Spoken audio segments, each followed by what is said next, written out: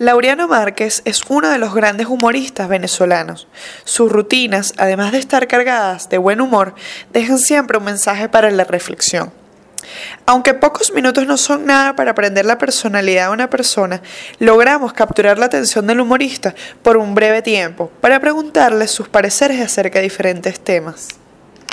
Primero quisiera abordarte desde qué tienes que decir acerca de la diatriba humorista versus comediante. Bueno, diferencia? a mí me parece que son cuestiones terminológicas de poca trascendencia. Humorista, comediante, cómico, son términos que podrían designar cosas distintas, pero que a la hora de la verdad la distinción es puramente formal, porque un cómico puede ser también humorista, como es el caso de Charles Chaplin, que fue simultáneamente el más grande de todos los cómicos y el más grande de todos los humoristas a la vez. Pero después tenemos cosas muy concretas, como decir, la comicidad tiene que ver con la gestualidad y el humor con los conceptos, también es verdad, pero usualmente las cosas están más mezcladas de lo que parecen. De modo que para mí no hay conflicto entre comedia, comicidad, humor y esas cosas. Vale, ahora, ¿qué crees que aportas al país a través de tu humor? Bueno, yo creo que el aporte del humor en Venezuela, más que el aporte mío, el aporte del humorismo en general. El humorismo ha aportado mucho a la historia venezolana a lo largo del tiempo, a lo largo de los siglos. Venezuela siempre ha tenido el humor como recurso para interpretar sus carencias, sus angustias, como recurso para criticarse, para encontrar un mejor destino. El humor yo lo sintetizo con aquello que decía Aquiles Nazoa, que es una manera de pensar sin que el que piense se dé cuenta de que está pensando. El humor en Venezuela es en el fondo una manera de pensar, y por eso los humoristas a lo largo de toda nuestra historia simultáneamente nos han ayudado a pensar, a interpretar el país y a reír con ello. ¿Qué crees que pasaría si el gobierno censurara el humor o la comedia? Bueno, si el gobierno censura el humor o la comedia, peor para el gobierno. Se la va a tener que calar de esa manera. El poder frente al humor tiene dos opciones: o lo persigue y lo silencia, o lo tolera.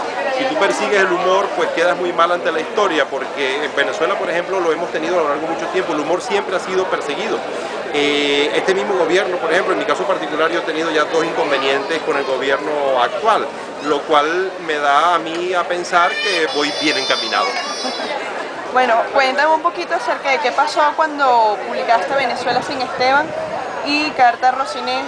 ¿Qué sentiste cuando fue, digamos, censurado o atacado? ¿Sabes? Bueno, el primer inconveniente fue el de la carta a la hija del presidente. Eso ameritó una sanción del Tribunal de Protección del Menor. Nos llevaron a juicio, nos pusieron una multa, se generó una contribución a través de los lectores del periódico que sobrepasó la cantidad que se necesitaba para pagar la multa, y encima de eso sobró dinero para crear una fundación en defensa de la libertad de expresión. Además que entonces no hay mal que por bien no venga, pues. Por otro lado, el segundo conato, lo que fue, ese solo fue conato, fue que la ministra de entonces de Comunicación, Blanca Ecao, dijo que había que hacer una sanción penal por el artículo Venezuela sin Esteban. Esa sanción penal no se llegó a dar porque el presidente mismo la desautorizó públicamente y dijo que no estaba de acuerdo con eso.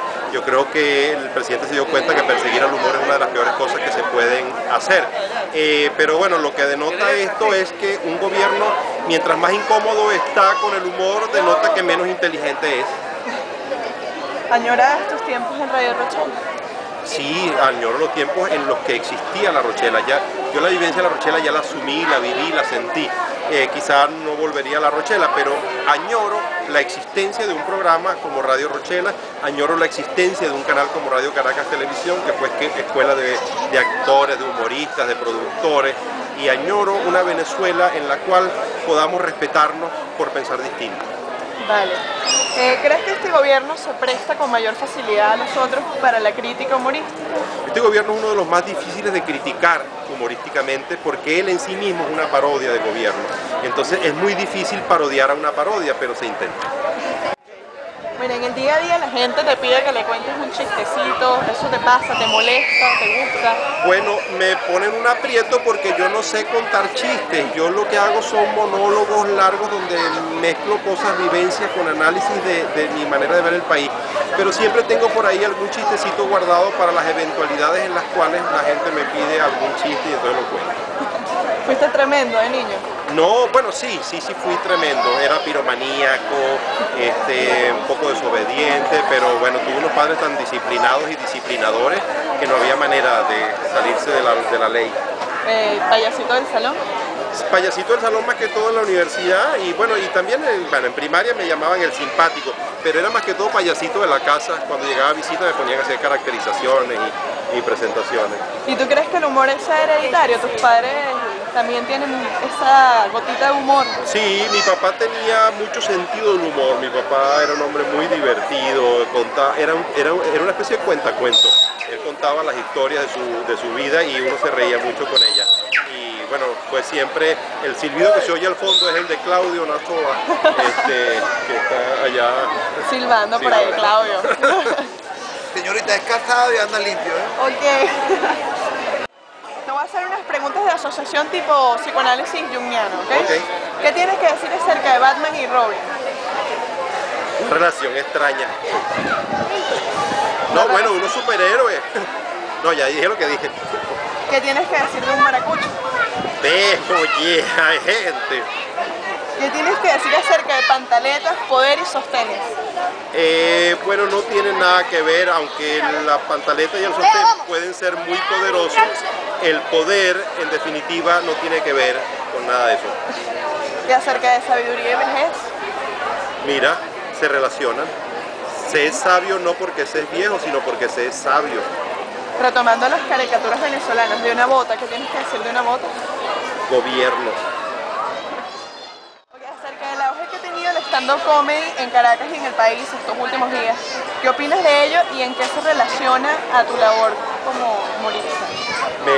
Tengo que decir que están surgiendo nuevas generaciones muy valiosas y muy buenas, que las apoyo y las respeto e incluso las he estimulado a través de cursos de humor que he podido dar en los cuales algunos de los que hoy forman parte de estas nuevas generaciones han estado involucrados. Chévere. Sí. Bueno, listo. Bueno.